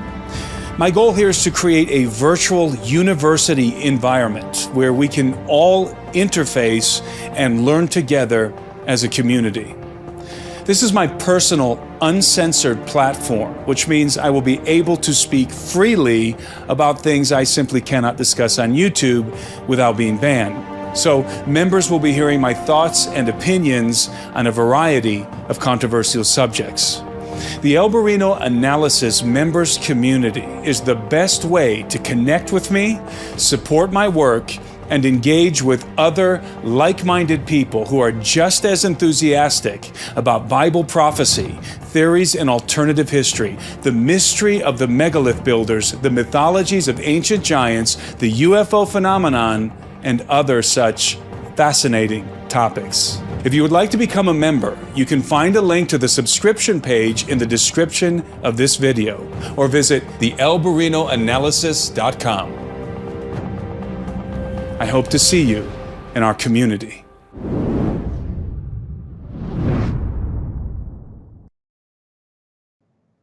Well, I hope you love that. I mean, I've signed up because I want to see what you're doing. But one of the things you've done recently in a briefing, if you don't mind, if you have time, is Sure. You talked about your participation in, and really I find it awesome how God has brought you all these connections and different things, and is using what you've studied and learned, again, even as not only an explorer, but as your studies into ufology, and being a voice, which I think is awesome. Talk a little bit about that, because you gave a briefing on it. I'm not asking you to repeat the whole briefing for sure, but what you've been seeing lately, we've been talking about it here. As Christians, we have to talk about it. We have to have a biblical answer as far as we can, as it relates to what the government's doing now. Talk a little bit, if you will, about, again, your involvement and how you've kind of been brought in, and also your thoughts on the recent explanations that are happening in the Congress. Some months ago in the summer, I was contacted by a particular member of Congress who happened to be a member of the UAP committee. Right after they conducted that hearing with David Grush and David Fravor and the other gentleman whose name always escapes me. He's one of the members that was asking questions, and he called me, and he had become aware of my work and my perspectives, and he wanted to have a conversation with me. So we initiated a correspondence, and this individual has given me permission to use his name and so forth. But I still, just for his sake, I like to keep that private. But I was able to discuss certain aspects of ufology with a few members of Congress who are on the UAP, now the UAP caucus, but who are on the UAP committee. And I was able to give a little briefing presentation. And I can tell you what I discussed with them. I discussed alien abduction. Mm-hmm. And I brought Richard Dolan on board with me to do this with me. And so I've been interfacing with some of these congressional members who are interested in the UAP topic. And let me say that the core group of guys and gals in Congress who are really putting pressure on the government to disclose what it knows concerning the UFO topic, UAP, the new nomenclature, which I hate, but regardless, these individuals, core group of people, are really good congressmen. And I would say that I'm aware of probably 5 to 8, maybe 5 to 10 of them who are most interested in the topic and very, very serious about continuing the investigations. And what I find to be very encouraging is that these individuals, again, the core group, are Christians. They're believers. In fact, one of the members, the member who called me, when we did our discussion, our briefing, and it was online, it was through Zoom. He had just come from a prayer meeting that they have there in Congress, and he and another individual. So this is a very, as I said, serious group of people. It's not for show. Now, I will say that on that committee, the UAP committee, you had a lot of congressmen on both sides of the aisle who were there for the TV time. They could care less about the UFO topic. They're just there to get their faces on TV. And so you do have that, but the core group, these individuals are very good congressmen, as I said. There's a handful of them. There's a couple of Democrats. There's a handful of people that make up this core group, and again, the majority of whom are actually happen to be Christians, and are most interested in the tangible, in obtaining tangible proof of a crash retrieval program, a crash retrieval and reverse engineering program, and some of the members are approaching it from a more skeptical point of view, and other members are more informed in ufology and have already basically accepted the reality that such a program exists. So it's a mix of opinions, but I'm very encouraged by what I've discovered in the enthusiasm and the what's the word I'm looking for here, and the tenacity at which these individuals these congressmen are attempting to get the truth from the Pentagon, are pressing the Pentagon for information on what it knows in regard to the UAP topic. So that's encouraging, and I want people to know that's happening. It is not, the AARO, the All Domain Anomaly Resolution Office, the Pentagon's official UFO or UAP investigative body, is a dog and pony show. Mm-hmm. It is and always has been. As soon as I saw the formulation of AARO, I knew what it was. It was just another Project Blue Book, Project Grunge. It's just another feigned investigation by the government, where the individuals who are involved in the investigation are sincere, but they're never going to be given access to the real stuff. And so that was to be expected. And AARO's briefing I got some inside information on the briefing that AARO had with the congressman, and that's pretty much what played out. Exactly what I thought would play out is, just debunking sightings that are easily debunked, and the result of misconception by the public, and then informing the congressman on a bunch of classified projects that might be confused with UFO reverse engineering projects. So the AARO is the objective, and this isn't. I'm not saying this is the objective of the individuals at AARO. I think a lot of them are sincere investigators, and they really would like to get some truth on the matter. But I can tell you that the objective of the Pentagon, okay, at the brass who are read into the programs at the Pentagon, the crash retrieval program specifically, their objective is not to get to the truth or to disclose the truth. Their objective is to obfuscate the truth. So the objective of AARO, again, not by the individual researchers at AARO, but by their parent organization, so to speak, the Pentagon, is to discourage, is to deflate Congress's enthusiasm or interest in the UFO topic, and to discourage any further inquiry, especially in regard to crash retrieval programs. That is the purpose of AARO. It's not to get to the bottom of the truth, as I said. Setting aside the personal motivations of the researchers at AARO, the organization was not founded to discover the truth, but to obfuscate the truth, just like all of the other official government UFO research programs. So we should not be surprised that AARO is coming out and saying, oh, there's nothing to see here. It's all prosaic. I forgot off the top of my head here. I can't believe it. The guy's name has gone down a memory hole in my brain. But the former director of AARO, yep, I know who you're talking about. Yep, Yeah, exactly. I can't believe I can never remember his name anymore. But anyway, he came out and he resigned his post, and he came out and just blasted the UFO community Yep. and basically said it's a bunch of religious nuts, like UFO religion. It's like a UFO religion and a bunch of fanatical nuts who are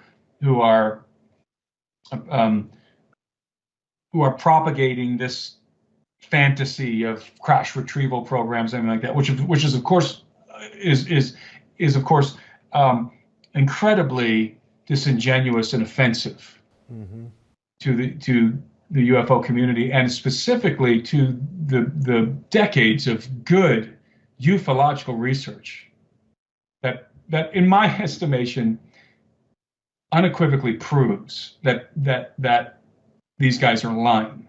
The Pentagon is lying through their teeth about the reality of the phenomenon, the nature of the phenomenon, and the actionable portions of the phenomenon, those being the crash retrieval programs and reverse engineering of the craft. So yeah, I've been interfacing with some of the congressional members, and am very, very encouraged by these guys. They're intelligent, they're inquisitive, and they're tenacious.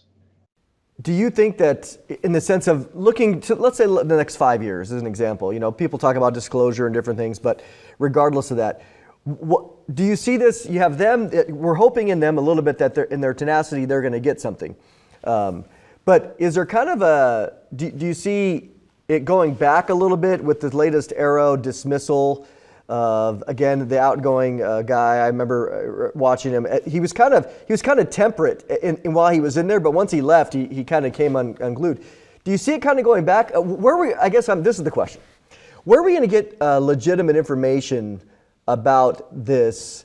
Is it going to be through this core group, or is it going to kind of revert back to where ufologists have gone in the past, their own? We have been getting legitimate information. We have Go Fast, Gimbal, TikTok. We have these events, these incidents that are confirmed to be real from the Pentagon. They don't come out and say they're aliens or something like that, but they confirm the footage to be real. And by the way, one of the things that Arrow could not do during that private briefing with the congressman with the UAP caucus, they could not debunk the Tic Tac. So the truth is that we have been getting some form of disclosure. It's not direct disclosure, it's a form of indirect disclosure. And I would agree with Richard Dolan's assessment, the UFO historian Richard Dolan, that what we're witnessing is a factional conflict right now inside of the government. You have the secrecy group and you have the disclosure group. And the disclosure group likely does not consist of people who want all the truth to be released to the public, because we need to maintain some secrets, because we do have adversaries like China. And so we need to keep our trade secrets, and we need to keep some of the technology we're experimenting with this, out of the hands of the Chinese. That's very important. But so the disclosure group is for some degree of disclosure. I think the disclosure that they want is the disclosure of the alien presence. In other words, we are not alone. And the secrecy group does not want the American people to know anything whatsoever. And there's this conflict. It's a give and take. It's a back and forth. And you see it playing out in the media. And the reason why Grush was able to come forward and survived was because of the secrecy, because of the disclosure group inside of the intelligence community at the Pentagon, who were reinforcing him and backing him up from behind the scenes. And then you have an environment in which Congress is, you have congressmen who are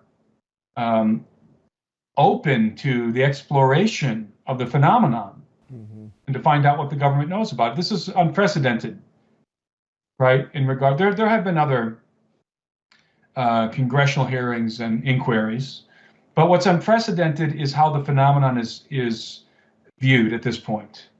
And what's different now than 20 years ago, even 15 years ago or 10 years ago, is UFOs are no longer in the realm of conspiracy theory. Right.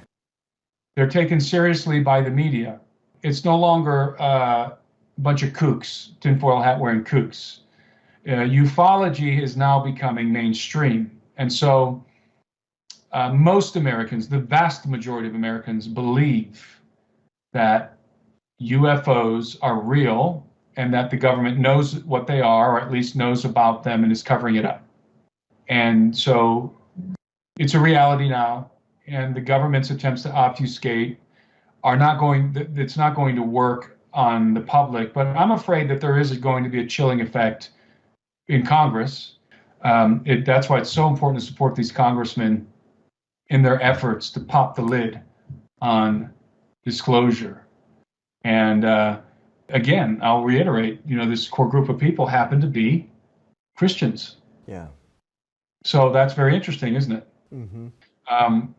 And I think it seems to be, to me, after talking with these guys, it seems to be providential. Would you say that? Do you think that based on the politics of who's in the majority, if the Democrats got majority of the House, would that change their ability to pursue things? No, the Democrats. There's plenty of Democrats who are just as interested as Republicans in disclosure, so it's not really a party thing. Okay. In fact, some of the worst offenders, some of the guys who are carrying water constantly for the intelligence community are Republicans.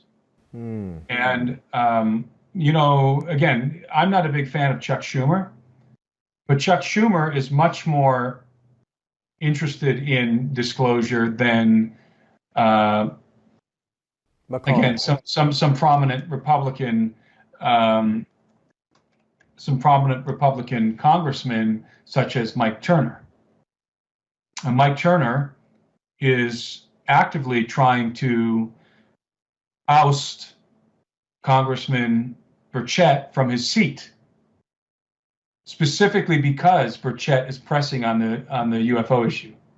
So here you have a sitting Congressman, Mike Turner, attempting to overthrow, to install someone else in Burchett's place, Tim Burchett's seat, because Tim Burchett is daring to continue to pursue disclosure. And so that's a Republican conflict. And so again, it's important to understand that this is not a partisan issue. There's just as much interest on the Democratic side, I would say. Maybe not just as much, but there's certainly interest on the Democratic side for sure. Although the core group is majority Republican. No, I think it's amazing. Again, people watching, I want to encourage you to join Tim's community, because he just gave one of the private briefings about this exact thing in way more detail. And so this is an opportunity you have to get Tim's insight. And before you go, I really appreciate your time today. It's been awesome. For the sake of the audience, any other projects you're working on, any other books you're working on, any other trips, conferences, kind of give us the update where people can find out more about that. I do actually have a project that I've been working on. It is my own edition of the Book of Enoch, which I am producing in collaboration with Luke Rogers and Nate Henry from the Blurry Creatures podcast. So we are collaborating on a new edition of the Book of Enoch. New edition meaning that I provide the introduction and commentary for the Book of the Watchers, for the Book of Enoch, and then the introduction for the Book of Enoch, and the commentary for the Book of the Watchers. And we've included something very unique in our Enoch, in our edition of Enoch. We include first, second, and third Enoch, but we have concept art in the book that it correlates to the story that's told in the first part of the Book of Enoch, the Book of the Watchers. And so we have scenes. I put these scenes together. I write conceptual scenes, so I will give you my perception. This is my conceptualization of this particular scene. And so that's on the left-hand side. And then on the right-hand side, we have artwork, a concept artwork depicting that scene that Nate Henry created. And so it's really unique because you're not going to get typical explanations. You're not going to get the typical conceptualization of these scenes. You're going to get a very unique perspective. And for example, I have a scene on the giants going to war with each other, which is part of the narrative in Enoch, and it's not what you think. It's technological, let's put it that way. Right. You know, we have a scene on the Watchers descending on Mount Hermon. Our depiction of Watchers is different than the audience is probably familiar with. We have a scene on the giants devouring mankind. You know, these sort of things. We have 7 scenes at the end of the Book of the Watchers. So it's really, you know, you get this concept art and you get the conceptual scene explanations and you get an introduction by me and commentary. And so it's our own edition of Enoch. And that's almost done. I've got a proof arriving to my house today. And so once we make some adjustments to the proof, we're going to be launching that book, and it'll be soon. It'll be in a couple of weeks. Enoch is going to be coming out. So, you know, you can, if you're interested in the Book of Enoch, then you can find information if you follow the Blurry Creatures podcast. We'll be talking about it, but also you can just subscribe to my mailing list, or become a member of my community, or subscribe to my YouTube channel or any of my social media accounts, and you will know as soon as that book is available for purchase. You will know. I will let everyone know. Yeah, that's awesome. Any other film projects you have going on? I know we talked about the 3 that you have in the original series. Anything in the works? Yeah, I'm elaborating some. I'm working on some a series of short films that are going to be animated, and they're just very short, and they deal with different topics like who are the Nephilim, stuff like that. So relevant to the kind of stuff I talk about. So, you know, you'd be looking for that in the future. That'll take me a while. That'll take a while. But I'm collaborating with a friend of mine on that. So, but people can look forward to that in the future. It's going to be really dynamic. I've been wanting to do that for a long time too. I'm kind of checking off the boxes of all the things I've been wanting to do. This year, I do my own edition of Enoch. I created my own members community. I'm doing these short videos that I've been wanting to do for a long time. And there's a couple of other things I'm doing as well that have been on my bucket list for a long time to accomplish. So it's a busy year for me. That's great. Well, you mentioned that you had a conference recently in Costa Rica. I'm sorry. Is that any other conferences you have coming up like that? We do. We're gonna do that conference again. And by the way, one of the features of being a member in my community, the elonged.com, is you will get any event that I am involved in putting on, not events that I'm attending, but ones that I'm putting on. My members are going to get first shot at the tickets. Oh, excellent. So and our tickets sell out fast. And the Costa Rica conference, I'm doing that in collaboration with Luke and Nate from the Blurry Creatures podcast as well. And you know, we weren't sure how that was going to go. We weren't sure if people were going to want to go to that. Those tickets sold in a week. Basically in a week. Within 2 weeks, every ticket was gone, but most of them sold within the first week. So there's an advantage of being a member. So we are going to do that again.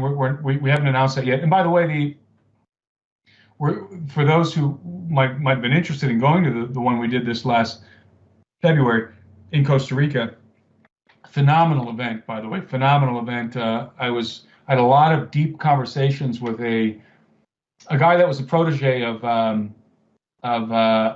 Mike Heiser, and has a doctorate, I believe, I don't recall exactly what his doctorate is in, but it's Joel Matamale. Oh yeah, from Joel, and Joel was in Costa Rica with us, me and Nate and Luke, and we had just really good conversations. There's a lot of interesting cross-pollination between my perspectives and Joel's, and it was very edifying personally, and I think the audience really was edified. Joel and I agree on some very interesting things, and we disagree on some very interesting things, but the conversations were superb. So the good news is that we are coming out with a video on demand of that conference, and that will become available hopefully next week. So if people are interested in renting the conference sessions, That's also going to become available, and I don't know where and when, exactly when yet, soon, but just track with me on social media, on YouTube, members community, or subscribe to my mailing list, and you will be notified. And I saw yesterday, or maybe it was today, that Luke and Nate are BlurryCon is they have that set up for coming up in the future, and I imagine you'll be a part of that too. I will be attending BlurryCon. That's right, and those tickets go on sale, I think, this week. That's not my event; that's their event that I'm attending. So if you want to be able to get tickets to that, you'll have to go become a member of Blurry Creatures podcast, and that always sells out with their members. Yeah, I'm doing a lot of collaboration with Luke and Nate, just great dudes. I know you just were on their podcast, just really great dudes, and it's a lot of fun actually working with those guys. So people can expect to see us doing a whole lot more into the future. You know, the one last thing, I encourage people to check out again all of your website because they can see all this information. I watch all this stuff, and it just allows me to, like, hey, I got Tim coming on. I want to ask him, has there been any follow up? Because I know you and again one of our good friends, Doug Thornton, you went down to Peru for the face peeler. Is there you got any updates coming on that? Yeah, Doug and I went, and we have, since we equipped the village, I have heard from the village. I keep in contact with them on WhatsApp, and I talked to Jairo Reategi, and who's the Apu, the chief, and it's all quiet on the Amazon front right now, at least as it pertains to that village. So they have not had any more intrusions. They have seen some intriguing activity in regard to lights in the sky, but nothing that I'm convinced is the same phenomenon. So yeah, I've been in contact. There's nothing really to report. I'm glad that there's nothing to report because those people have been through enough already. Yeah. I did receive a follow-up on another account of an attack that I talk about in some of the videos I've published, but that was in a different area. That was in a different village, still the Peruvian Amazon, but that was sort of add some detail into the story, but with a different community. The phenomenon seems to be occurring more in Brazil now, the Brazilian Amazon. So if there is any update, of course I'll make a video about it. But it's just that there hasn't been any update. It's just been quiet, and they're just sort of getting back to their lives again. They're able to settle back into their routines and their lifestyle that was interrupted by this intrusion. Again, I encourage people to go check out your website, especially your YouTube channel, because you give all the information there. Just curious, do you have any trips planned in the sense of like tourist trips to Peru or Machu Picchu, Cusco, anything like that? Not currently. I'm always tempted to go back to Peru. Always tempted to go back to Cusco. I've looked at a location in Guatemala that would be really fun. I went down there and climbed around some Mayan pyramids. So I'm always sort of considering those things in the back of my mind. I'm going to be honest with you, though. I hate flying on airplanes.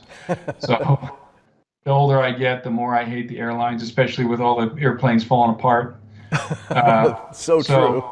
So I'm kind of involved in. Well, I'm going to be going to Costa Rica again. So Costa Rica's definitely happening, but there might be something popping up in between now and then, and if it does, again, I'll let everyone know. If I did do Peru, it wouldn't be till later in the year, so nothing coming up soon. Let's put it that way. And I have a section on my website that will inform people of the events. There's nothing there now, but this week I'm going to be filling it up with different events I'm involved in. If people want to go to BlurryCon and see me at BlurryCon or whatever, you'll be able to see those on my website. Awesome, man. Well, hey, Tim, I appreciate your time as always. It's great conversation. And, everybody else out there, again, I encourage you to go to the alberinoanalysis.com, become part of the community. It's a great, and you'll be blessed by it. And any final words, Tim? No, I just love talking to you, Mondo. I think we could sit here and talk for 3 more hours, I'm sure, but it's always a pleasure. I love you guys. Love you guys over there, Prophecy Watchers. You guys do great work. Yeah, I appreciate Say hi that. to Gary and Bob for me. I definitely will. I'll let him know because he thinks very highly of you, and so Gary does. So we'll be glad to say hello for you. And again, God bless you, and we'll keep watching. I mean, that's what we'll do. Absolutely. Thank All you, right, sir. Thanks everybody else for watching today. And again, make sure to go over to Tim's website and take a look. We'll see you next time.